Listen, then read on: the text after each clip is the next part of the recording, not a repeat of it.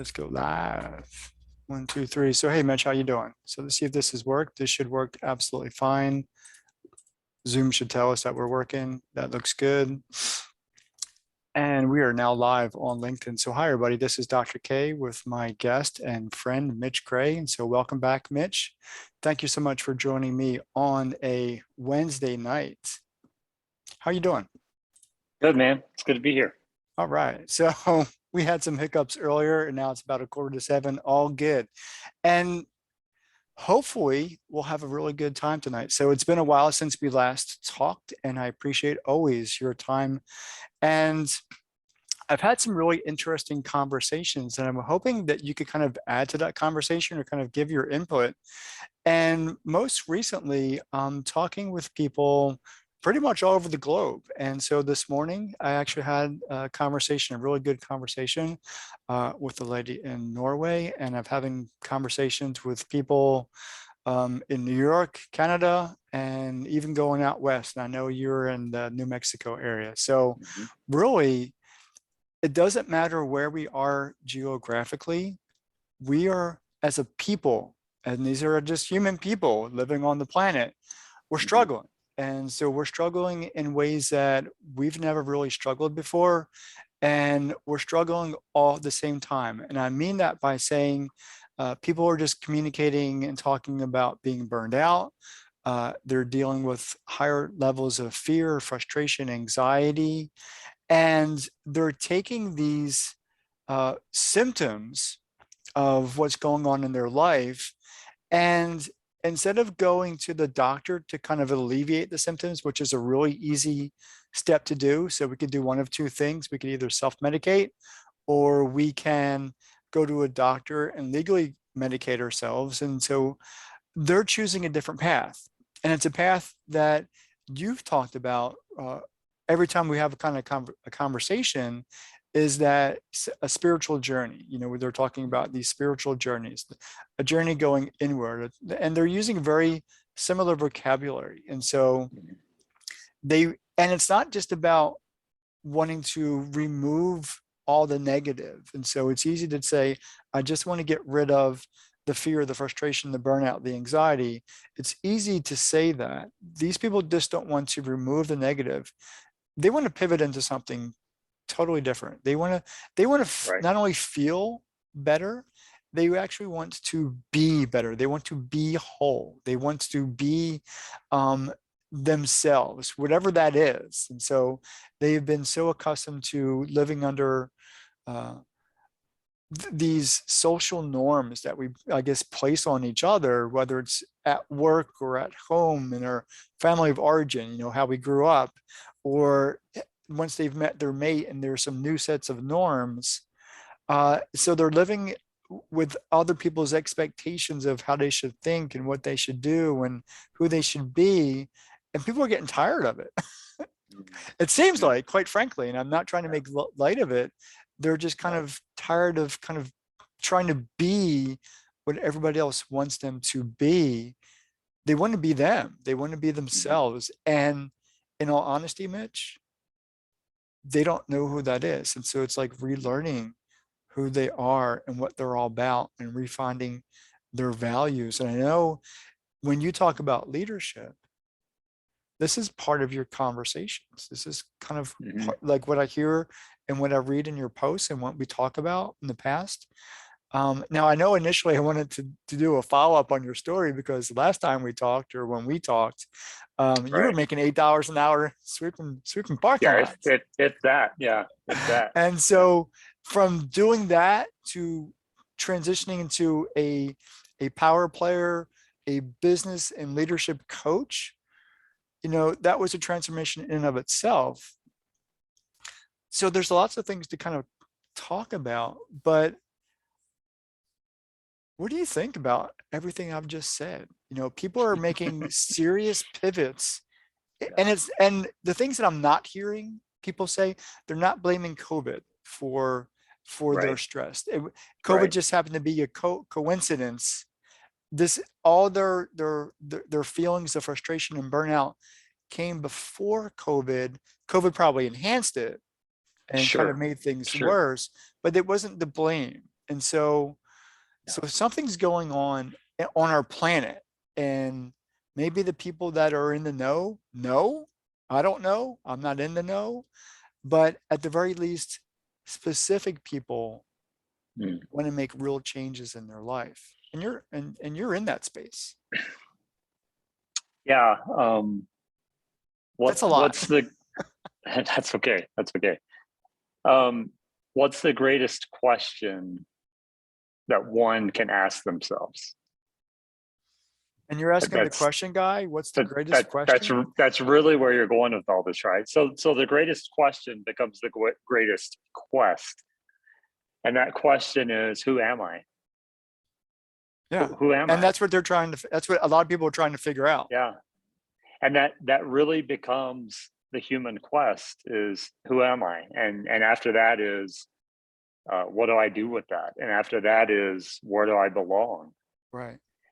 And so I actually don't think we're seeing that multiplied in our current day and age. I actually think that is the human existence. It's our existence in this form of humanity to know who we are. Who am I? Mm-hmm. Now, there's difficulty to such a simple question. And the difficulty is, the only way to discover who you are is to rectify what you've been gifted from your parents, from your culture, from society. So you may, at a young age, you may have had an inkling of who you are. I would argue that everyone knows who they are within the curiosity of childhood. Mm-hmm. It's that we lose the curiosity because someone says, well, I am so-and-so, or I want to do so-and-so. And at some point, someone else says, no, you can't. That's impossible. I want to be a ballerina. No, you can't. Very few people are actually ballerinas. And so once that message of no, of rejection comes into play, that's what you've been gifted from someone outside of yourself, is the gift of rejection. Or maybe you're gifted the gift, and obviously I'm. You went mute on me. Did you hit a button? Hello, are you there? Yeah. Did I lose you? Now you're echoed. Go ahead. Let me see. I think I lost my headphones. Can you hear me? Yeah, we can hear you. Absolutely. Okay, It's echoed now. We know that you're in a different space. Yeah. I apologize for that. Okay. Obviously, I'm using the words gift and gifted in a negative way, because Right. most of the time people say I'm gifted something, they mean it positive. But really, what a gift is what someone else gives you. And so we're all gifted these things that at some point in life we have to rectify. Mm-hmm. We have to face the things that we're gifted and make sense of those things. And so really what you're seeing and hearing from others is that they are finally rectifying and facing all of the expectations and gifts they were given. And society at large does that. I do think the reason you're seeing it potentially magnified is I do believe social media plays a huge role in that. You think about the news. I read a statistic not long ago that something like within a 3 to 5 minute span of a day, we're actually proposed more news than people 100 years ago were in 10 lifetimes. And so at some point, we only have so much capacity. We have no more capacity now than humans did 10,000 years ago. What we have is more knowledge. What we have is more exposure. And what we have is more gifts that we've been gifted by others. And so when you think about that and play it out, the beginner's mind, which is what I alluded to earlier, I believe everyone within their curiosity of childhood, what's called the beginner's mind, actually knows who they are. They're just eventually told, no, you're not. And so they're at some given some point, boundaries regarding yes, what they can be. That's exactly right. And so at some point, you have to go back to that beginner's mind and begin rectifying all the things you've been told, which led to all of the things you now believe. A belief starts with a thought. And so what that tells us is we have power over the thought, whether that's a thought that's internal or a thought that's given to us externally. But that thought doesn't become a belief until we give it permission to become the belief.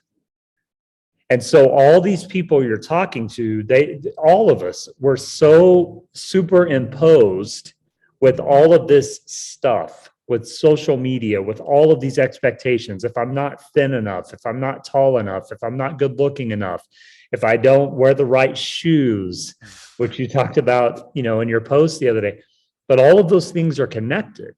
Right. And at some point, we have to look in the mirror. We have to deal with our own shadow and rectify all of these things we've been given. And so what that looks like is, it looks like the 55-year-old who you've talked to, who all of a sudden wakes up one morning and goes, I hate my job. I don't care how much money I'm making. I am miserable. Yeah. And in a damaging way, we've alluded to those things as midlife crises or whatever. But really what it is it's the human spirit waking back up. And all of a sudden going, what are you really living for? And it's really the Genesis question of, who am I? Many people never stop to focus, meditate, concern themselves with the question, who am I? Why? Because I had a beginner's mind that said, I'm going to be a farmer. And then someone said, you never make money farming. So I got rejected. So now I started listening to the people outside of myself telling you what I should be. Well, you have to go to college because you'll never be anything if you don't go to college. You have to finish your high school diploma because you'll never be anything if you don't. You can't be successful without those things. You have to get a certain job in a certain place with a certain company, or you'll never achieve these things. And with all of that hustle and bustle and advice and all of this stuff, this super imposition of other people's opinions, we never take the time to go, but who am I? Mm-hmm. But who am I? Mm-hmm. I don't give a flip who you think I should be. Who am I? And the most sad part about that is, one thing I tried to do as a dad was give my kids courage. Because I was a very rebellious kid, not in a negative way, but I was a rebellious kid from the standpoint of, if you told me something, I should do something, my immediate response was, why? Why do you want me to do that? Why does that give value? I mean, I remember getting in trouble at 12, 13, 14 years old. One time I got a bustin', like back in the day, I'm old enough that they still gave what we call bustins in Oklahoma, a spanking. I was in high school and I got one, and I wasn't a problem kid, but I was a rebel from the standpoint of, I'm not just going to take what you tell me and think I should do it. I want to know the value in that. And so I tried the best I could. We tried to raise our kids in a way that they weren't afraid. They had the courage to go, you're telling me all this stuff, but I want to really find out who I am. I don't care about all this stuff. Who am I? And so that really matters. And unfortunately, many people aren't given the permission to do that. And I actually have a belief that the greatest thing you can give someone is permission. And you Because said that before. Yeah, because most people don't ever stop to give themselves permission, and most people don't know how, and most people are never given permission. Most people are told, Keith, you can't do that, you can't do that, you can't do that. And so that becomes the cyclical thought within ourselves, emotionally, mentally, spiritually. So you alluded to all of these physical manifestations that are happening to people. They get physically sick. Well, science and medicine shows us stress will do damage to your body physically. It will rewire your brain neurologically. They've done many study after study after study on brain capacity and activity dealing with stress. But guess what also changes yourself neurologically and physically? Positivity. They've done study after study after. I was reading a book recently about the idea of tree therapy. And they've done all these studies and taken all of these people with mental incapacities and with emotional trauma, and they take them into the forest and they spend hours just doing what they call tree bathing. And just by spending time in nature with trees, the body heals itself. So instead of telling people you can't, we have to at some point give people permission, including ourselves. And that begins with the question, who am I? So now at 55 years old, someone wakes up and goes, I'm not anyone. In fact, who I am is what everyone else told me I should be. Mm-hmm. And so oftentimes that has to look like walking away from the job, walking away from a relationship, walking away from family, walking away from friends, because sometimes those capacities and eradicating them are the only path to truly becoming who you are.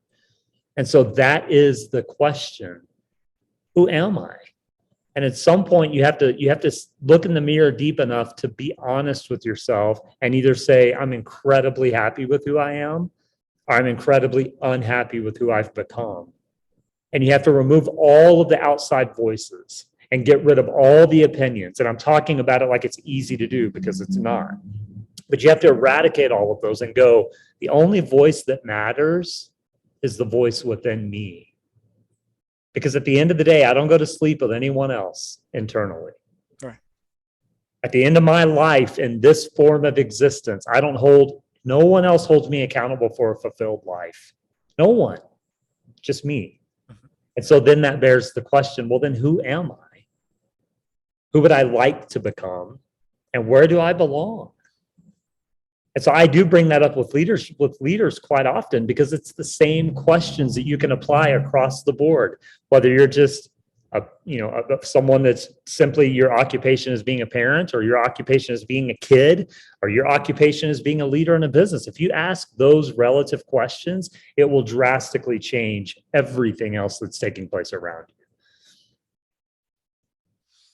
Well, now I'm speechless, but I'm not. And so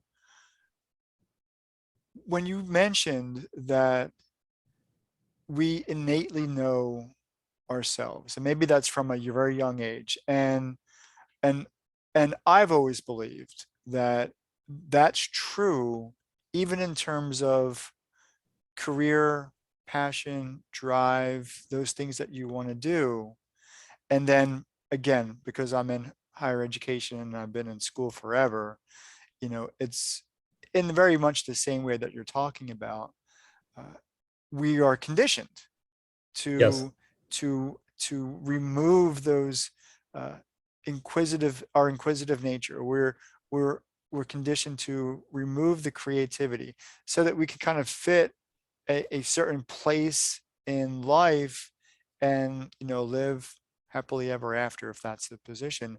But I wanted to add that not only do you know innately, again, this is my belief, but your body knows. Because and I say that, and I had this conversation like rather recently, because I've tried to change, and this is maybe not straight on topic, but in a sense it is, because I've tried to change my body, meaning Mhm. that when I was younger, and I always say I'm getting old now, I'll be 53 this year.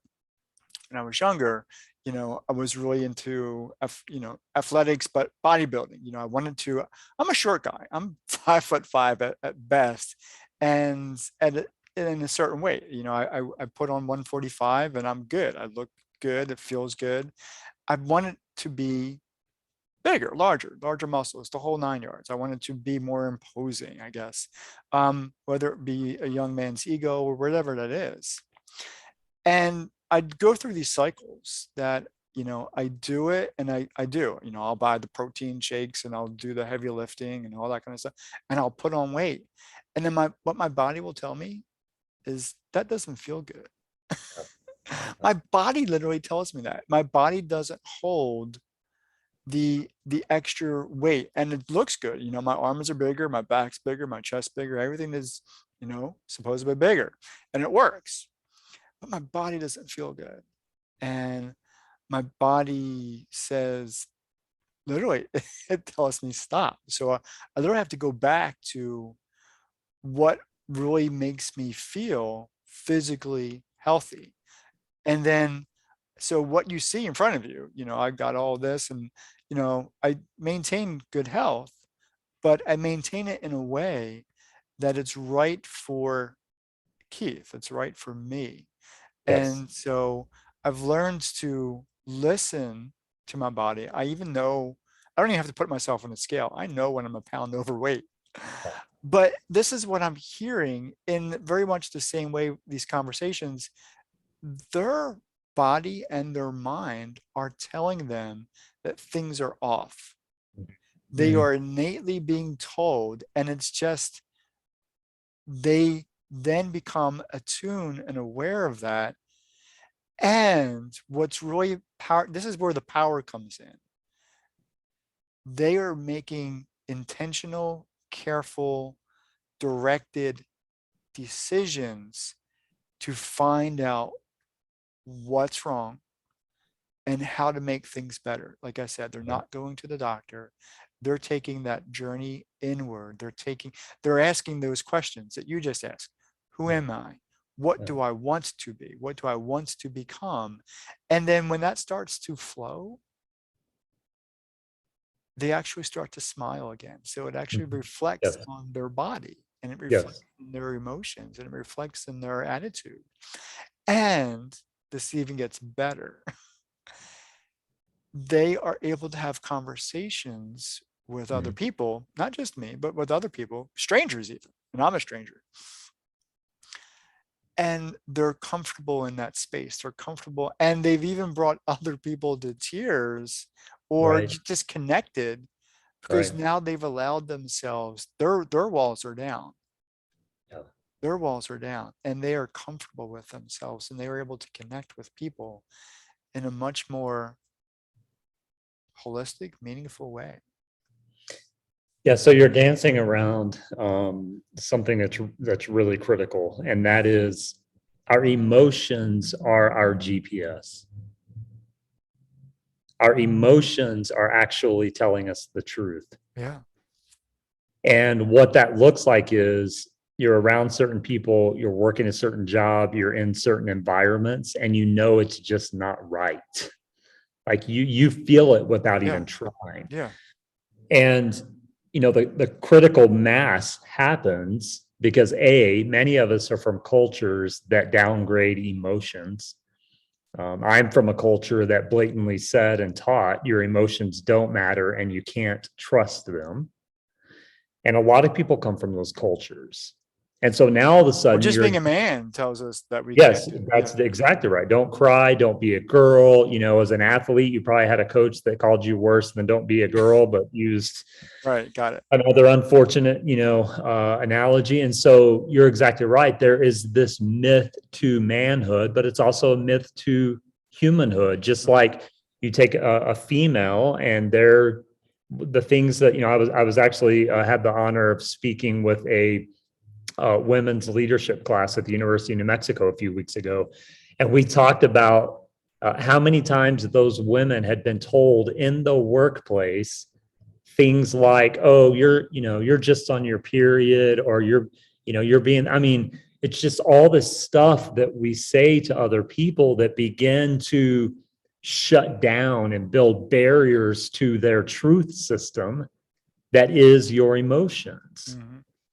And so to shift the language, because everything you're saying is exactly on point, and that is our human essence tells us the truth of the story. It's just that we're told and taught to not, and conditioned to ignore it. Yeah. And now it's coming to a head. Right now in our then all that can happen, society.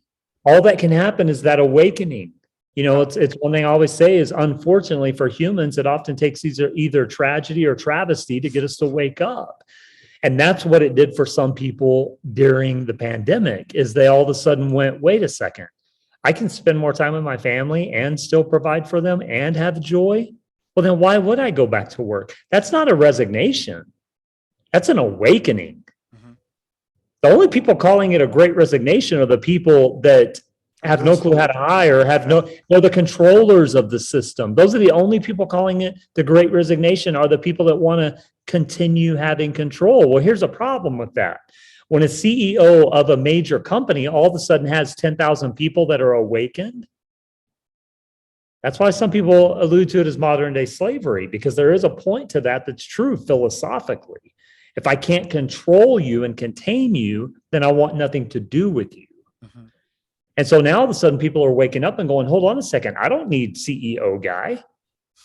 I don't need that. I don't need this modern world system that says I have to work 45, 50 hours a week. I don't need all of that. So now this art of discovery is being unearthed. And people are actually, what's happening is they're not resigning from something. They're actually being awakened to themselves, and they're not settling. Because the real challenge and the real revolution that takes place is when I awaken to my full capacity, I no longer settle for the stuff that came before. Because I can't go back. Yeah, I can't go back. Can't go back. And so that's what it is it's really a great revolution that's taking place within humanity. And the great revolution is we're not settling anymore. And who are you to tell me who I am? Who are you to tell me how that should manifest? And so when we tie that to a career path, because we've alluded to that, one of the biggest But mistakes. it's important because we identify with it. It's incredibly important. One of the biggest mistakes we give young people is we ask them the question, well, what are you going to do when you grow up? That's a terrible question. The other terrible question we ask is, well, what do you do for a living? That's a terrible question. You know what I do for a living? I exist as a human. Oh, you mean how do I make money? That's what you're asking me. Those are two incredibly different questions. But by asking those terrible questions, we're conditioning people to think that my emotions and existence is tied to my career. And that is an incredibly terrible mistake. What we should be asking is, young people, hey, what do you enjoy doing? What makes you feel alive? And they're going to have an answer because they're still young enough to have that curiosity. And then we say, well, how are you exploring that? What adventure have you taken lately? What are you doing to really dig into that more? And all of a sudden their eyes light up. And then you finally go, hey, did you know you can make money doing that? Or you could just do it as a hobby. Like now we're all of a sudden inspiring hope. And I remember quite a few years ago, we used to run multiple mental health programs for teenagers. And in about a 5-year span, we had about 6,000 kids come through our programs. And they were all what were labeled marginalized kids, right? And those were the types of conversations we had because these were the kids that were written off. These were the kids that high school teachers would literally tell them, you'll never graduate school. These were those kids. Yeah. And when one of them would say, I love welding, and all of a sudden we're like, well, hey, have you taken classes yet? What are you doing to explore? I mean, it's like you literally change their life. Yeah. You speak life into them. And so if we can shift the conversations to what people like our friend Ken is doing and others, if we can shift those conversations and go, no, I'm not here to tell you what to do or who to be. I'm here to breathe life into who you desire to become. That's what I'm here to do. And when more of us can do more of that, there's a little bit of a problem in the marketplace because more people are going to quit their jobs because they're not settling. But the shift happens, just like nature evolves. It's all going to evolve and it's okay. And there are growing pains, but there is that great awakening and that great revolution that's taking place. And so, when someone is kind of coming, listen to your emotions, listen to the story that your body, your mind, your spirit is telling you. That story has truth to it. Listen to it, learn from it, dig around in it. It's like when I grew up on the farm in Oklahoma as a kid, we would dig and we would, try our best at plowing the field when we were 9 years old with whatever little piece of small lawnmower equipment. I mean, we did all this exploring and unearthing and finding worms and going fishing. It was just about, we don't know what it is, so we're just going to dive head on into it and see what happens. If we can live more from that perspective, it really changes the game. Again, you're right on target, but you've got the experience. You're talking with people that are leading others. So it's small business, big business, business owners, business leaders. And are they finding that, are they losing people? Are they having to make transitions themselves? Are they wanting to approach something that they don't know what's on the other side? Because when we were awakened, when we have this clue that, oh my God, I can do, and the word that I had that was in the conversation this morning was truly anything is possible. Yes. As long as you're given the idea that it is possible, then it is possible. So that then, and the flip side of that is fear of the unknown, fear of what I don't know, because we don't know what we don't know. And typically we shy away from things that we don't know. We shy away from things that we're afraid of because we're not familiar with it. So change requires courage, bravery, 100%. Yeah, you know. 100%. And when we were in conversation with Eddie White and Tyrell Watson, you know, it was Tyrell the three of you, that kind of brought up the idea that if we're going to pursue these things that we call leadership, and we're going to pursue these things that are really going to be impactful and meaningful and valuable and create that culture in the workplace or even in the home, it's going to require us to become uncomfortable.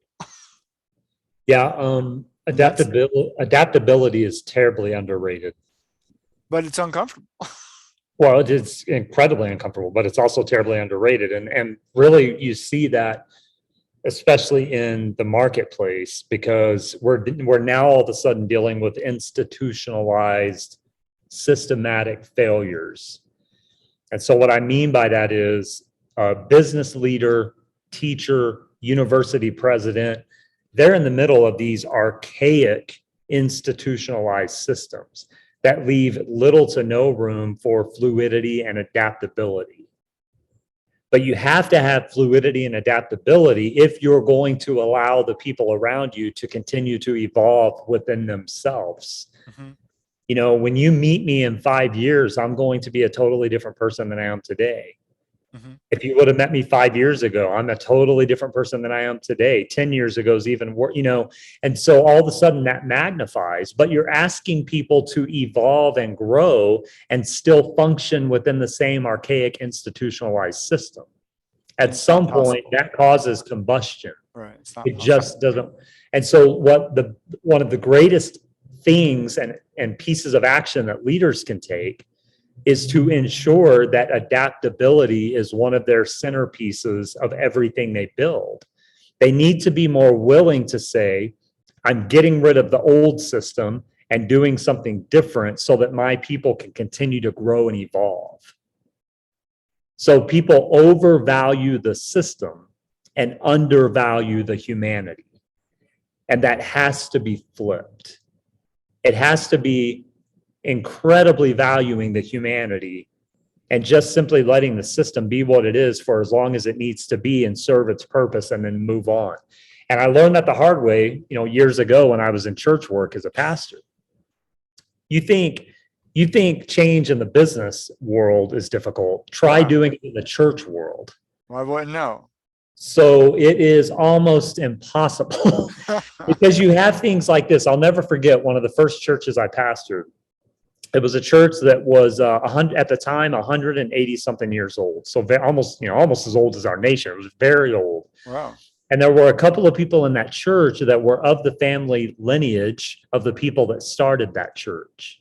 Oh gosh. And so not only is it, 100 and whatever years old, but it's got generational ownership from people that had skin in the game. Right. And so when a young punk like me comes in and starts questioning everything. How young were you? Yeah, so at the time I would have been, let me do some math, I would have been 26, 27-ish, somewhere in there. So pretty young. Yeah. When I come in and start questioning things and wanting to know why we're still doing it that way, and I'm not kidding you, Keith, at one point, dear old lady there at the time, she was in her early 80s. She became a very close confidant to me. But she looked at me and said, no one is going to listen to you because you're not our great, great, great grandparents. And that's who built this church. And so if you think you can come in and change what our lineage has built, it'll never work. And that was really valuable for me to hear, because what I learned in that moment was, A, I have to respect and honor those who came before me. And B, change is often very slow, very strategic, and you better build fans and supporters before you try and implement change. And that's very important. And so the point I'm making is what I learned at that young age was I have to put the humanity of others before any systematic change, before any systematic sacred cow. It also taught me the damage that takes place when the system is greater than the humanity. And so what happened over the next few years from that story is there became a war of status and verbiage between me and the people that wanted to kind of do the things the way I wanted to do them versus the old timers, because that was their homage, that was their culture, and the system was more important than the humanity of it. And even though we grew, we doubled and tripled in size over the next 2 or 3 years, that still wasn't enough to show them that putting humanity first was what mattered most. And so some people won't catch on, and that's okay. That's when you have to listen to your story and align yourself with people that will, because you don't want to put yourself in an oppressive. I made a post the other day and used the word oppression. I tagged it. Yep, but that's an oppressive situation. It's bringing things unethical and holding people back. That is the definition of oppression, and that's what's happening. And unfortunately, many leaders in business positions have that mindset. Well, the system is what matters because it's what built our success. Well, it's not going to build your success that way forever, because people are evolving and growing. And so you can say the system builds success, but when you look around the room and you're all by yourself, good luck. It just isn't going to work. And so that fluidity and adaptability has to be a pillar for everything else that's being created. It's like a foundation of a house. If I have a strong foundation, I can build the house, tear it down, build the house, tear it down, build the house, tear it down. Your foundation has to be humanity. Everything else can be adjusted and adapted over and over and over again. If you make your institutionalized systems the foundation, every time you build the house and tear it down, it's going to have a little creak, a little crack. It's going to eventually fall. But when you build it on that opportunity and value of humanity, then you can adapt and build and expand and do anything you want. That's a lot. That's a lot to think about. Yeah, it's beautiful though. It's beautiful.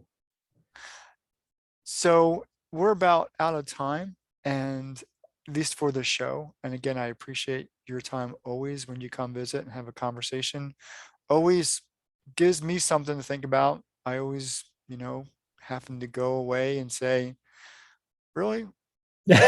Mitch challenged me again. But then that's okay. And not only my conversations with you, but like I said, my conversations with others who are either leading the spiritual journey or for themselves really need to take part in that spiritual journey, because they have become awakened. They have become to understand that there's more than just the slavery, and I don't like typically use that term, in the daily grind of work, of living, of paying the bills, and just doing what's quote unquote expected of them. Yes.